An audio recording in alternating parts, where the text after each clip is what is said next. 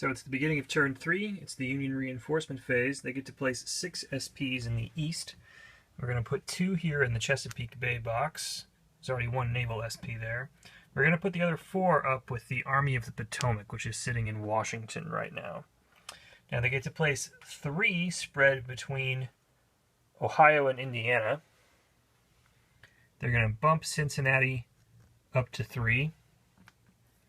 And they're going to bump New Albany up to 3. And they're going to bump Evansville also up to 3. And they get to place 3 in Illinois. Those are going to go in Cairo. It's kind of a no-brainer. And then they get 2 more that they get to place in St. Louis, as long as they control St. Louis, and they do. So we'll pop them right in there. Now they also get to place or upgrade 1 fort.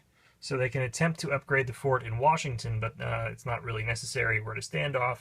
Beauregard is much underpowered relative to the Army of the Potomac, and he's got the same problem attacking across the Potomac into Washington as McClellan does attacking from Washington into Alexandria. So there's really no reason there. The only place where Union forces are potentially weak is with Burnside here, just outside of Staunton. This stack has only 4 SPs to Longstreet's 4 SPs, so it's a pretty even match. We weren't able to put any reinforcements outside of Staunton because, of course, it's not an objective hex, and those are the only hexes where the Union can place forces. So we're going to place this fortress here.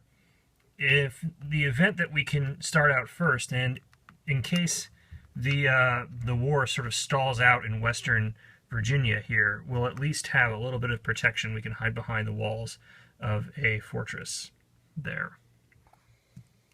Union draws 2 special action cards. They get an East card and an Any card. Love to see those Any cards. We'll put that with their naval card. They can place naval reinforcements. The only naval reinforcements they have to place is 1 ocean-going naval reinforcement, and that must go into the Chesapeake Bay box.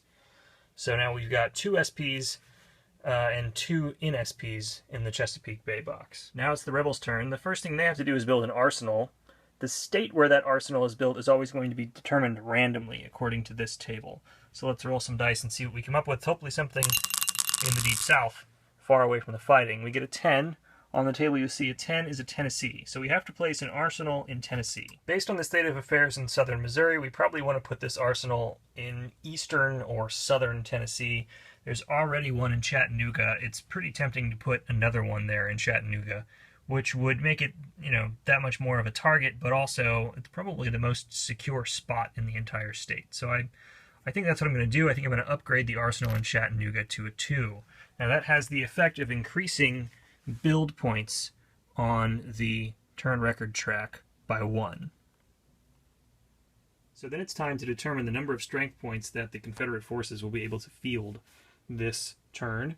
And to do that, we have to do a little bit of calculation. First of all, we've been keeping track of the number of Confederate build points on this turn record track here. So we've got 96 build points plus our arsenal BPs, if 3, makes it 99. To that we have to add border state BPs. Every objective hex gives us 2 more. So Springfield would bring us up to 101. That's the only border state objective hex that we're currently controlling. So 101 BPs, and then we have to take into account these blockade runner markers. And there's a table there we have to roll on. So here's our blockade table. You can see that each year has its own column. It's still 1861, so we're in the leftmost column. So we'll be rolling 3 times, once for the Gulf of Mexico, 1 for the Southern Atlantic, and 1 for the Northern Atlantic. And the die roll modifier for each of those rolls is going to be the level of blockade in each of those zones. You can see for the North Atlantic it's 3, the South Atlantic it's 7, and the Gulf it's 8. So we're going to roll 1 dice for each of these. We'll roll for the North Atlantic first, and we're going to add 3, which gives us 5, and an 1861 of 5 gives us 6 build points. Now the South Atlantic, which is a DRM 7, gives us 8 for 8 build points, so we're up to 14.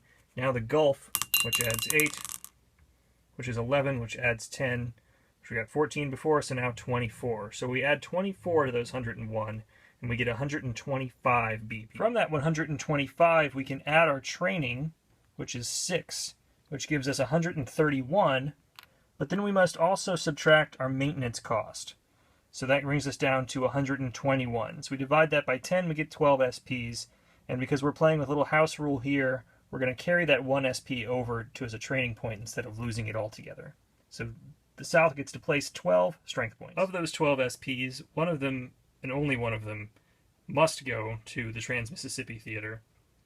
Of the 11 that remain, they need to be split evenly between the Eastern and Western theaters, with the odd man out, so to speak, going into the Eastern Theater. So our Trans-Mississippi SP unfortunately can't be placed in Springfield. He's going to have to be placed in a Southern resource hex, and the most obvious placement for that would be here in Fayetteville. So unfortunately we're limited to our placement per state. The South can only place 2 strength points per state. So even though we have 5 to place in the Western Theater, we can't place any more than 2 in Tennessee, closest to all the action. Furthermore, we can't just put them on a stack of troops, we have to put them in a resource hex. If there's a stack of troops in the resource hex, then that's fine, but we'd like to put Tennessee's 2 with Johnston. It's just not possible because he's not on a resource hex. So we're going to be able to move these later on during the strategic movement phase before any fighting resumes. So we're going to put these 2, Tennessee's 2, in Memphis. And we still want to put more near to or in Tennessee, as close to Tennessee as we can. Corinth, Mississippi is right on the border, and it satisfies our requirement. So let's put 2 right there, also ready to jump up into Tennessee to help out. So now we've got 1 more to place in the Western Theater.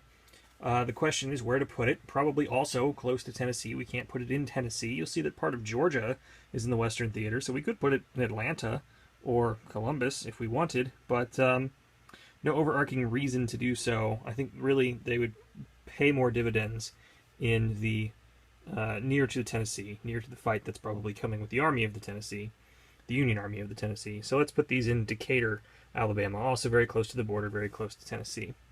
Now 6 in the East. This opens up a few more possibilities.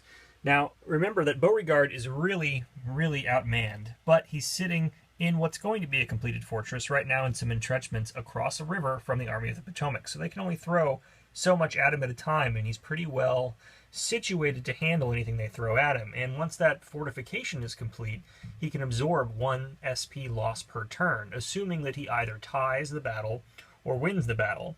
And the most the Union's going to be able to do is a single SP. So statistically speaking, Beauregard's in really good shape, so we should really think about giving these SPs to someone else. Johnston currently only has 2 SPs. He really needs some help. Strasburg is a convenient resource hex that's right next to him, so let's put those 2 SPs right there in Strasburg. So now 2 more SPs, and remember that they can't go in Virginia, but let's put them as close to Virginia as we can. Why don't we put them in North Carolina? So I'll put 2 more SPs in Weldon, North Carolina. So that's Virginia's share and North Carolina's share. It makes sense to put the next 2 in South Carolina. So where in South Carolina? Well, Columbia. Why not? Maybe Spartanburg. Spartanburg's a little closer, but by rail it's a little further away. So we're going to put these right there in Columbia. So those are the South's strength points. Now it remains only to roll on the Southern Naval Reinforcement table to see what random naval asset they get to deploy and where at the end of this turn, and to draw 2 more special action cards. Naval reinforcements for the South are not predictable, they're instead random. So we're going to roll the die and see what sort of naval reinforcements the South receives. Roll to 5, consult the chart, that gives us a river flotilla. So we have to roll once on the random state table, and then we're going to place a 1 SP river flotilla in that state. So let's roll 2 dice for our random state chart, so we don't get something useless like South Carolina. So we threw a 10 on the random state chart, which, as you'll remember, is Tennessee. So we get to put 1 river-going SP in Tennessee. It's actually pretty useful. We're going to place this SP in Memphis. It's going to join our river-going ironclad here, and we've got the makings of our own little rebel navy ready to charge up the Mississippi and wrest it from Union control. Well, probably not. You need some ground forces to go along with it. But nevertheless, it's pretty good. So the Southern player gets their 2 special action cards. They get an East card and a Trans-Mississippi card. Finally, units in the displaced box return to the map. The SPs get rounded down, dropping any remainder. So this Union SP disappears for good. Meanwhile, this cavalry general, you'll remember him, Stuart, doesn't come back immediately because there's a penalty for cavalry officers who get displaced. Instead, he's going to flip over onto his front side, and he's going to come back at the end of the next turn. So for the winter of 1862, he'll be available again.